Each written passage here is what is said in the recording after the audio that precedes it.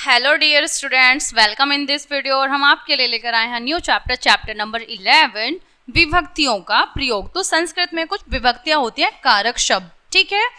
तो कारक शब्द होते हैं जैसे कर्ता, कर्म, करण, करण, संप्रदान, अपदान।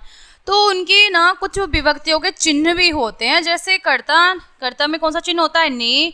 कर्म के साथ होता है को, इस तरह से, ठीक है। चलिए लेट्स स्टार्ट। तो यहाँ पर ये बालक है और बालक क्या कर रहा है देखते हैं। नयनः केन क्रीडति, नयनः केन क्रीडति।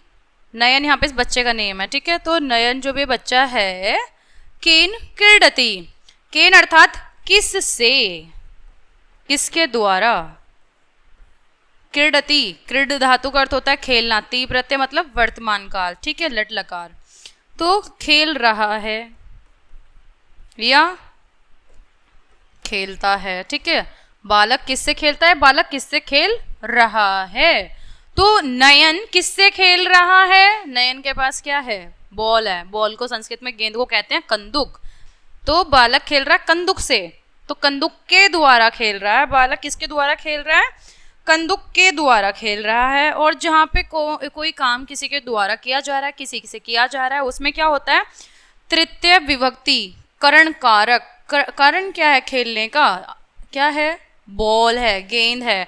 तो इसमें आपकी हो जाएगी तृतीय विभक्ति, ठीक है। विभक्ति प्रयोग बताया है ना इसने।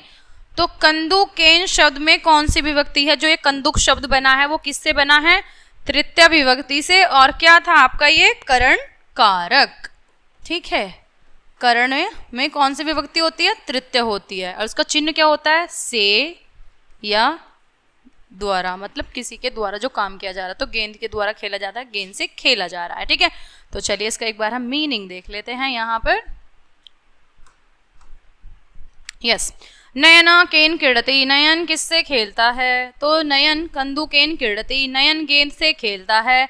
इसी तरह से आपका ये हो जाएगा कुतः फलम पतति। कुतः अर्थात कहाँ से, कुतः कहाँ से, फलम फल, पतति पत धातु का अर्थ होता है गिरना। तो पतति और ती प्रत्यय लट लकार वर्तमान काल, यानी कि हो जाएगा गिर रहा है या गिरता है। तो बताइए कहाँ से गिरता है?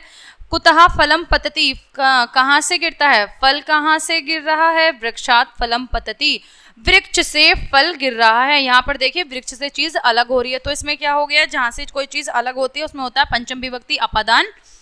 अपादाने पंचमी, अपादान कारक। और इसमें क्या विभक्ति होती है? पंचमी विभक्ति होती है अपादान कारक में। तो यहाँ पर इसमें पंचम विभक्ति का प्रयोग हुआ है वृक्षात शब्द में, ठीक है।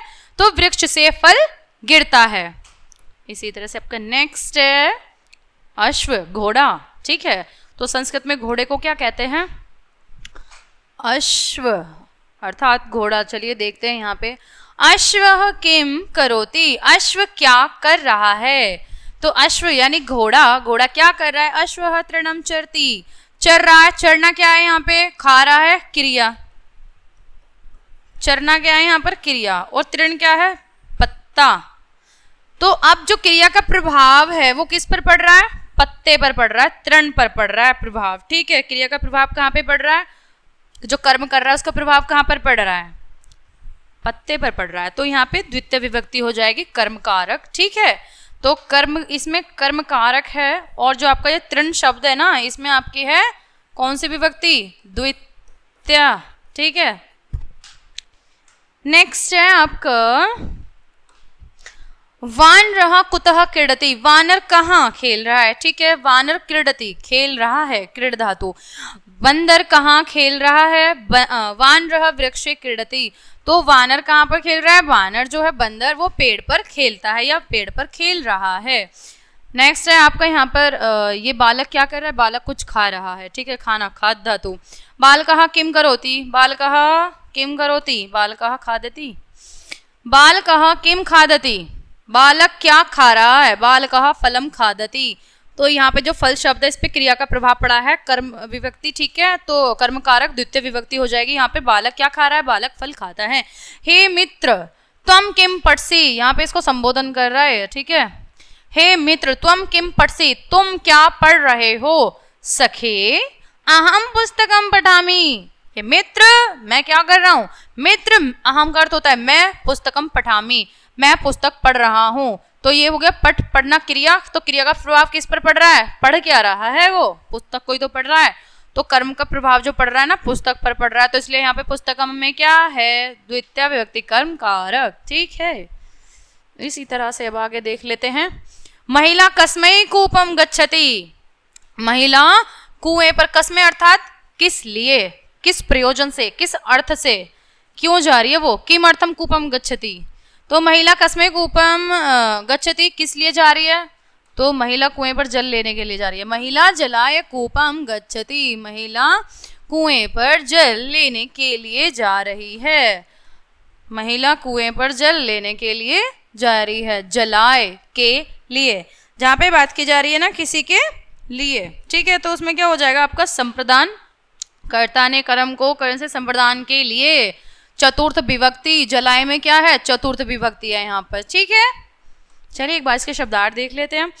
केन, केन का अर्थ होता है किससे, किससे, किसके द्वारा, क्रीडति खेलता है या खेलती है, कंदुकेन का हो जाएगा गेंद से, गेंद से खेलता है, जैसे वो, कितः का अर्थ हो जाएगा कहाँ से, पतति, पत अर्थात गिरना, पतति गिरता है या गिर रहा है, वृक्षात अर्थात पेड़ से, जो चीज पेड़ से अलग हो रही है, वृक्षात पेड़ से, अश्व हो गया घोड़ा, तृण, तृणम होता है घास। ठीक है, तृण पत्ता, पत्र पत्ता, तृण हो गया घास, और पत्र होता है पत्ता। ठीक है, तो वृक्ष हो गया पेड़ पर, बाल कहा हो गया लड़का, और खादती, खादती खाता है या खाती है, पठसी, पठसी हो गया पढ़ते हो, पठसी तुम पढ़ते हो, एक पढ़ता है। ठीक है, अहम हो गया मैं, पठामी पढ़ता हूँ, कौन पढ़ता हूँ, मैं पढ़ता हूँ।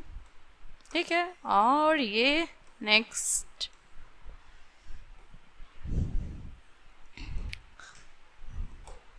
यस तो आपका 11 चैप्टर विभक्ति का प्रयोग यहीं पर कंप्लीट हो जाता है। आप सभी को समझ में आया होगा अच्छे से। तो मिलते हैं नेक्स्ट वीडियो में, तब तक के लिए बाय।